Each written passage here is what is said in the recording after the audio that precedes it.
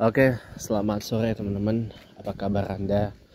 Di sore hari ini, hari Jumat 27 Juni 2025, 1 Muharram 1447 Hijriah, menjelang malam kedua di tahun 1447 Hijriah ini. Jadi malam pertama dan hari pertama dari tahun baru Islam 1447 Hijriah telah pun kita lewati dan akan kita lewati. Nah, tapi gini ya teman-teman, sebelum saya ke pembahasannya, jujur saya sebenarnya agak menyayangkan gitu loh. Kenapa sih kita kalau tahun baru Islam itu kita rayainnya itu biasa aja, nggak sesemarak kalau kita tahun baruan 1 Januari. Masih lama itu, masih berapa bulan lagi ya, masih 7 bulan lagi lah, 6 bulanan lagi lah dari sekarang. Masih lama banget ya.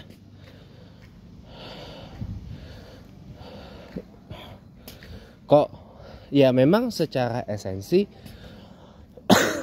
tahun baru Muharram itu, tahun baru Hijriah itu memang kita tidak merayakan dengan kembang api gitu loh, seperti tahun baru Masehi ataupun dengan perapi-apian gitu, bakar api unggun misalkan, kayak tahun baru Persia ya, atau disebutnya tahun baru Nauruz ya.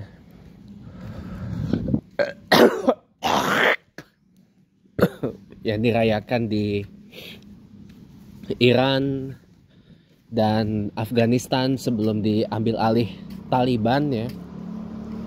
Semenjak diambil alih Taliban, tahun baru Nauruz itu tidak lagi jadi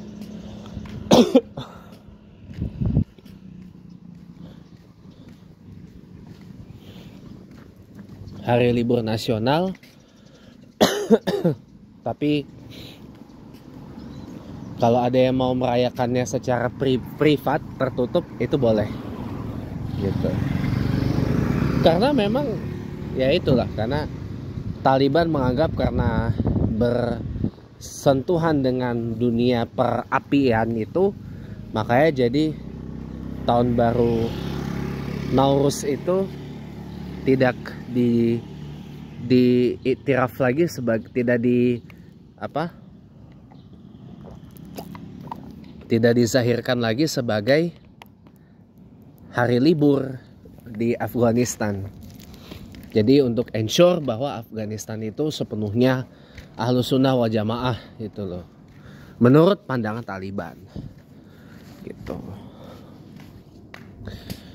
Jadi memang sayang sih. Kalau ada pun juga teman-teman kita kan ada yang pawai obor ya kan, pawai obor tahun baru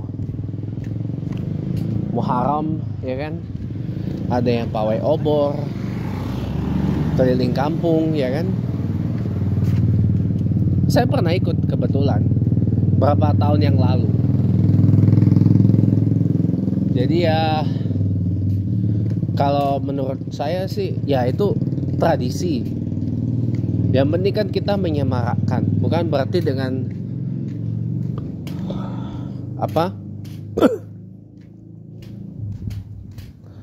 dengan pawai obor itu kita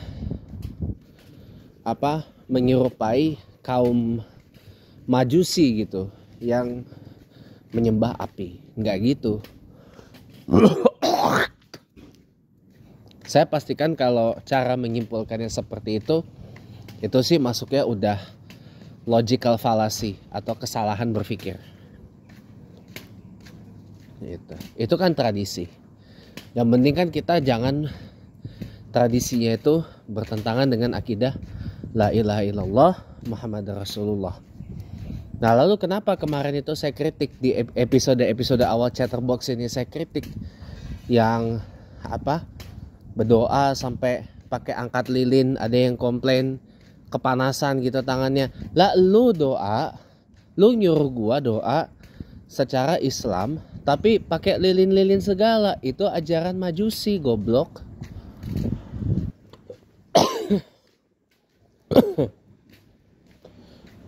Ya kalau berdoa mah berdoa aja, nggak usah pakai apa? Tar dulu ya. Napas dulu, saya kan kekenyangan saya ini. Nggak usah pakai perantara lilin-lilin kecil gitu. Berdoa itu langsung ke Allah aja, jangan pakai perantara lilin-lilin kecil gitu.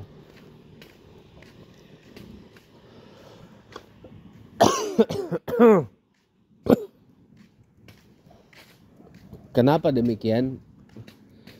Kita kan sandarannya adalah ud'uni astajib lakum. Mintalah kepada Allah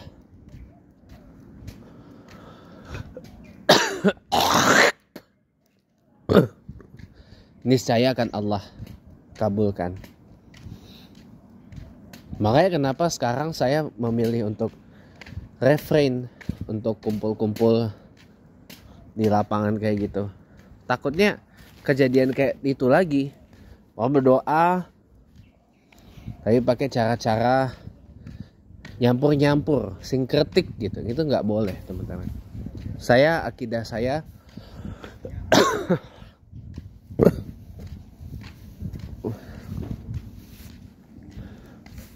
ya.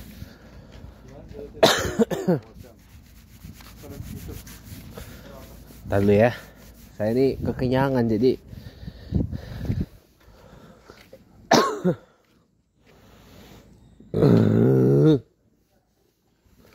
kalau kekenyangan saya susah napas.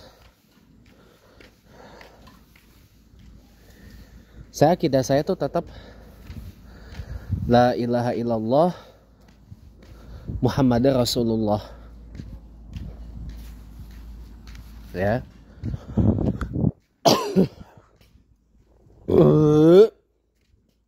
Jangan dicampur-campur.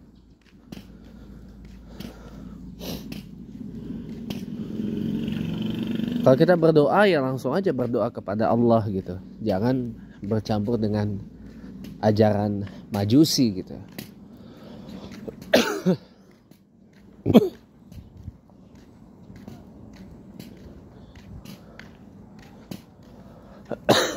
Makanya kadang saya juga punya pemikiran gini.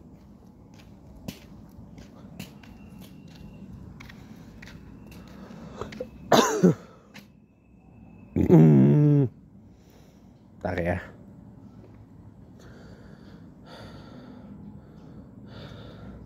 Kenapa orang nyambut tahun baru Masehi atau Miladiyah itu semangat banget tiap tanggal 1 Januari itu. Sementara giliran tahun baru Hijriah nggak pada semangat orang. Tahu kenapa? Ya karena memang apa ya?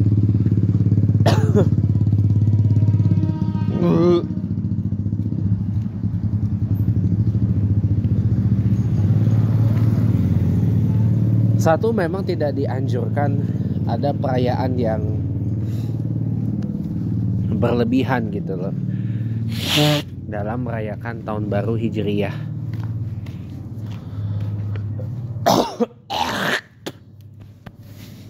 Cukup kita merayakannya dengan membaca doa akhir tahun dan membaca doa awal tahun bersama-sama.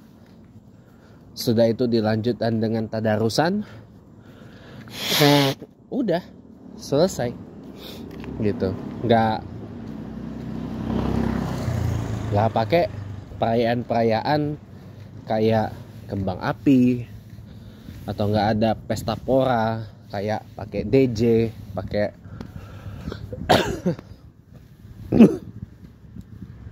pakai dangdutan gitu. Ya kita merayakannya dengan tasyakuran gitu loh. Dengan tasyakuran, dengan syukuran ya.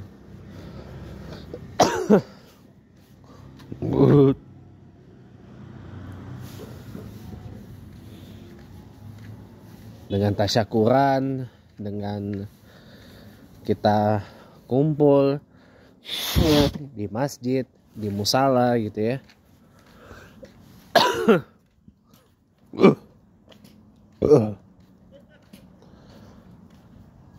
Kalau kita ada rezeki lebih ya kita bisa raikan dengan makan malam bersama gitu kan. Kalau kemarin itu karena bertepatan dengan malam Jumat, Yasinan, masjid kita, Masjid Al-Karim Bintar Permai, itu juga budgetnya terbatas. Ya jadinya tidak makan malam bersama.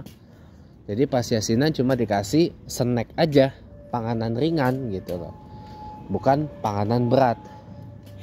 Karena memang kita di Al-Karim ini, di Bumi Bintar Permai ini memang nggak tidak semeriah kampung lah kalau hal muharraman. Makanya kita tidak mengadakan yang namanya makan malam bersama gitu. Rugi sih kalau saya bilang rugi banget.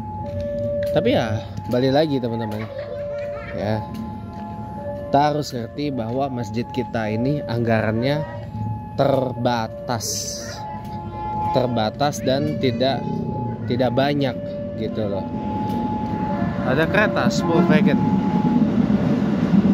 LED-nya mati, kayaknya rute poros deh.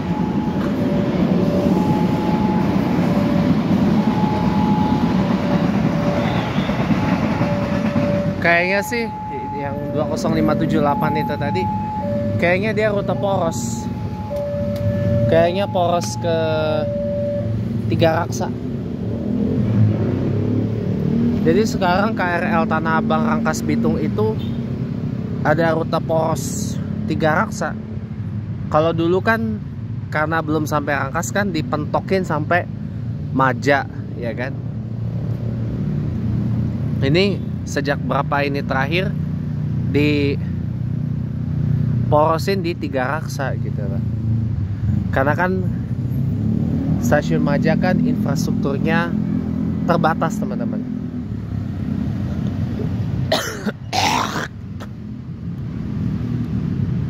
Posisinya stasiun Maja itu ya, itu di dekat pintu air, jadinya nggak bisa diperluas lagi gitu loh. Jadi tidak bisa diperluas atau treknya ditambah gitu, karena nanti akan berdampak kepada pintu air gitu, pintu air yang ada di dekatnya stasiun Maja itu gitu.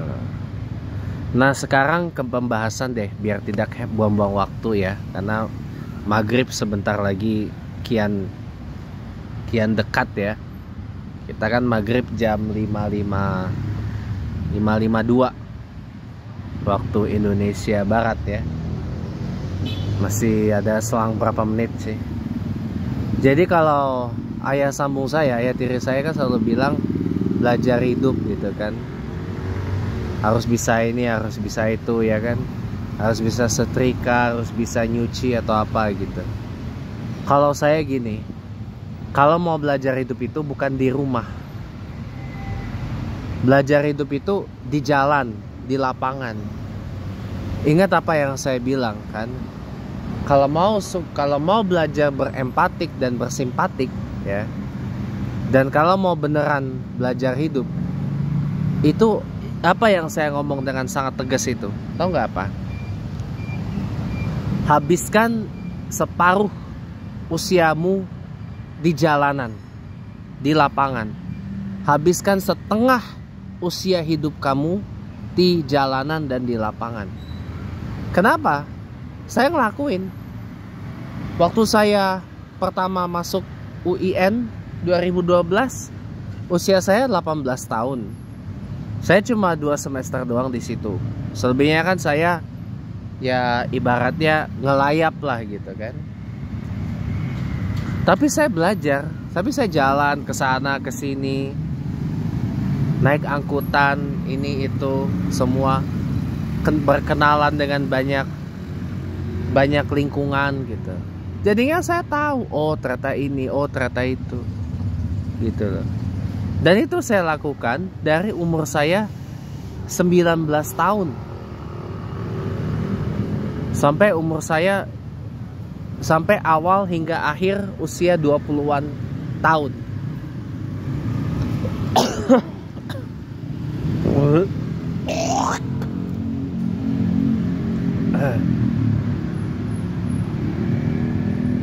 Pas COVID itu usia saya 26 tahun. Tapi saya tetap belajar keluar berkelana gitu.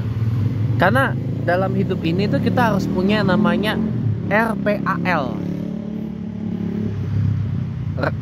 RPAL itu rumusan pelajaran dari alam dan lingkungan.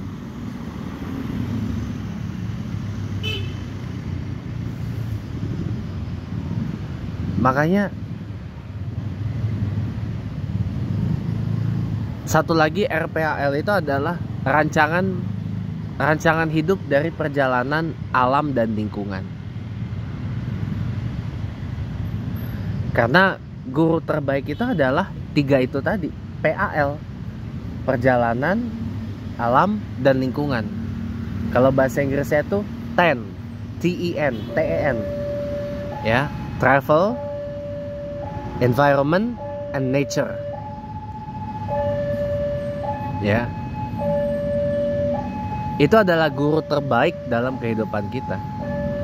Makanya kalau belajar hidup itu bukan dari rumah, bukan dengan kita belajar nyuci, belajar bertani, belajar berternak, belajar nyetrika, belajar menjahit dan seterusnya, belajar masak. Itu mah kecil. Itu kecil, itu keterampilan yang bisa diasah. Dan itu seumur hidup mengasahnya.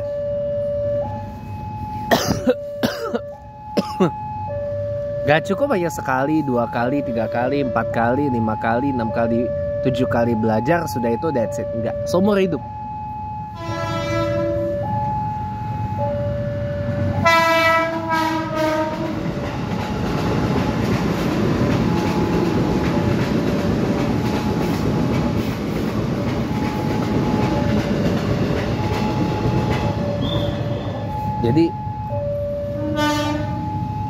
Jadi belajar hidup itu ya itu tadi, habiskan separuh hidupmu di jalan, di lapangan.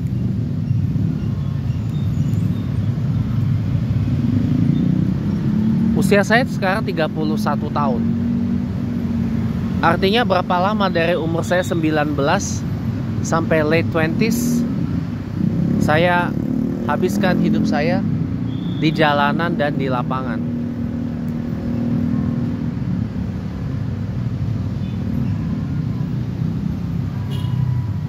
10 tahun.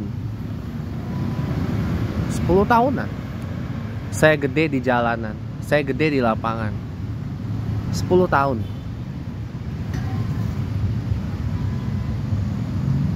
Dan ini saya nggak bohong teman-teman, ini saya lakuin. Makanya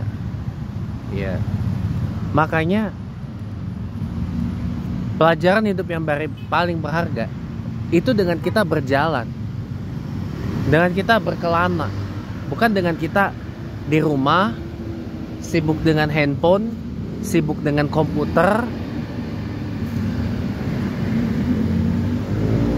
sibuk dengan tablet PC, sibuk dengan TV, sibuk scroll Reels, TikTok, snack video, YouTube Shorts, sibuk nonton YouTube atau sibuk nonton TV. Karena hidup itu tidak sesemu itu, kawan. Makanya kenapa saya bilang, habiskan kalau mau tahu kehidupan yang nyata, habiskan hidup Anda di jalanan, di lapangan. Minimal sebagian atau setengah dari hidup kita habiskan di jalanan, di lapangan. Supaya apa? Supaya kita nggak kemakan realitas semu yang difabrikasi oleh media. Mau itu media arus utama maupun media sosial. Gitu, teman-teman. Coba lihat di jalanan, di lapangan, orang yang bekerja harian dapat duit satu hari tapi keluar lagi satu hari kemudian, dan begitu terus, reciprocating, berulang-ulang kayak gitu.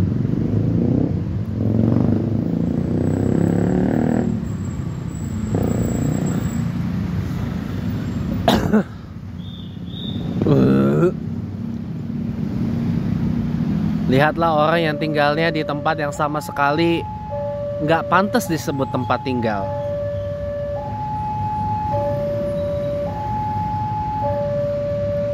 Tapi dia tinggal di situ. Di tempat yang sama sekali nggak pantas itu disebut tempat tinggal. Atau lihat orang yang hanya untuk sekedar numpang tidur gitu. Dia numpang tidur dari kesana ke sini. Bahkan homeless. Karena homeless gak punya rumah. Bajunya udah kayak gitu, badannya udah kayak gitu. Lihat, kalau kita gak kesentuh sama itu, berarti kita belum belajar hidup.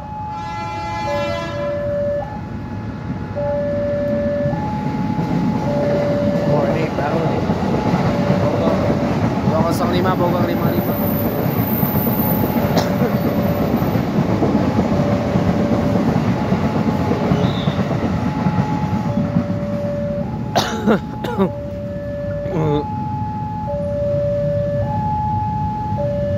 Jadi begitu kawan-kawanku semuanya. Ya. Kalau kita gak kesentuh sama itu, berarti kita hidup hanya untuk apa? Boleh saya ngomong dengan bahasa yang frontal nggak? Kalau saya ngomong secara frontalnya gini, kita hidup hanya untuk menjadi seekor kodok dalam tempurung. Ya, katak dalam tempurung, itulah bahasanya lah. Kita hidup hanya untuk menjadi seekor katak dalam tempurung. Ya. Kita hidup hanya untuk apa? Mengkardusin diri kita sendiri.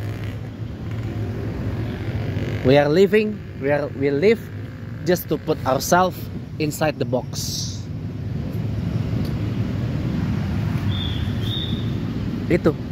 Kalau nggak kesentuh sama apa yang tadi saya bilang, ya. Itu berarti tandanya kita hidup hanya untuk menjadi seperti katak dalam tempurung. Hanya untuk menjadi seperti, ya, kita masuk ke kardus, masuk ke kotak. We are boxing ourselves inside the box. We are boxing ourselves into the box. Itu. Kalau hidup cuma monoton, doktrinnya kamu sekolah yang benar supaya kamu nanti dapat universitas yang bergengsi, yang berkelas. Kalau sudah dapat universitas yang bergengsi, yang berkelas gitu ya, kamu kuliah yang benar supaya nanti kamu kerja, dapat kerja di perusahaan yang besar, perusahaan yang elit, perusahaan top. Kamu nanti dapat gaji besar, kamu nanti dapat gaji gede. Kalau kamu udah dapat gaji gede, pasti bakal banyak yang mau sama kamu gitu. Syukur-syukur ini yang perempuan ya biasanya ya. Syukur-syukur kamu dapat yang kaya. Jadi kamu nggak perlu repot-repot lagi. Kalau yang laki dapat ceweknya yang lebih kaya, rasanya itu kasus yang jarang. Tapi ada kejadian gitu. Kalau cuma hidup kita berpola seperti itu, maaf kata ya, itu kita artinya cuma ya hidup di dalam kotak. Hidup berada di dalam tempurung gitu. Makanya teman-teman, ayo kita lebih mendidik diri kita nih lebih berempati lagi gitu. Makanya kalau mau belajar hidup itu bukan di dalam ruangan, tapi di luar ruangan. Perbanyaklah kita berjalan berkelana gitu loh. Bukan kita stick inside our grounds gitu. Saya gak bawa jam tangan jadi lupa tadi. Itu aja, terima kasih. Sampai ketemu lagi.